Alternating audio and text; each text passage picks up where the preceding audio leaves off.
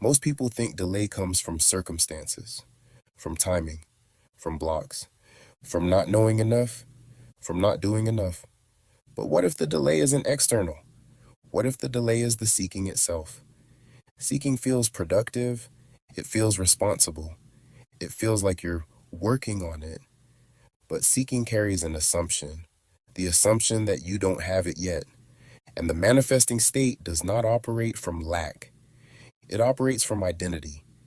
When you are in the manifesting state, you are not searching for confirmation. You are not scanning for evidence. You are not asking, is it here yet? You are stable. Seeking seems harmless, but it subtly reinforces separation. You search for signs. You search for progress. You search for reassurance. You search for clarity. And every search quietly affirms, it isn't done. The nervous system feels that. Identity feels that. And identity responds accordingly. This is why seeking becomes the only delay.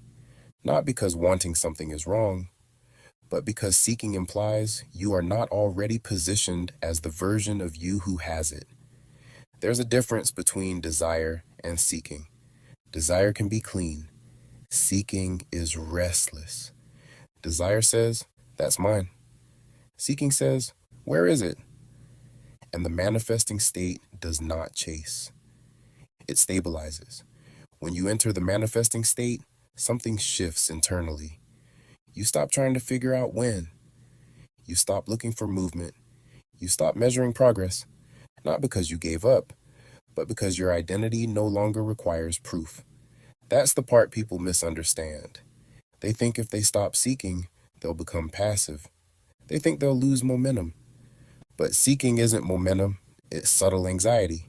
It's micro interference. It's the constant checking that keeps the nervous system activated. And an activated nervous system cannot stabilize identity. You don't delay manifestation by doing too little. You delay it by reinforcing, not yet. Every time you look for confirmation, you momentarily step out of the manifesting state. Not dramatically, subtly. You shift from being to searching, from holding to scanning, from stabilizing to measuring. And measurement belongs to the conscious mind, not your inner identity. Notice, the version of you who already has the desire would not seek reassurance. You would move normally. You would think normally. You would live normally, because for you it would already be integrated. Thus, you would just be. And this is why the neutral phase matters. Stillness, stability, non-interference. Not because doing nothing creates results, but because seeking stops. And when seeking stops, identity locks in. When identity locks in, reality reorganizes without force. That's the paradox. The moment you stop searching for proof is the moment proof has space to appear. Not because you manipulated the universe, but because you stopped contradicting yourself. Seeking feels intelligent, but it delays integration, and integration is the manifesting state. If you notice yourself constantly checking, constantly analyzing, constantly wondering if you're on track, pause, not to suppress the urge, just to notice the program yourself is running. Seeking is not progress. It is actually the assumption of the absence of your desire. And constant awareness of absence will not stabilize your identity. When you enter the manifesting state, you don't eliminate desire. You eliminate the need to confirm it.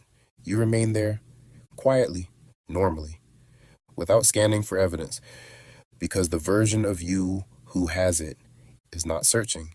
That version is living. Remember, seeking feels active, but stability is what creates realities.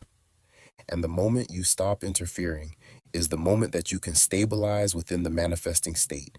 Subscribe and enter your manifesting state.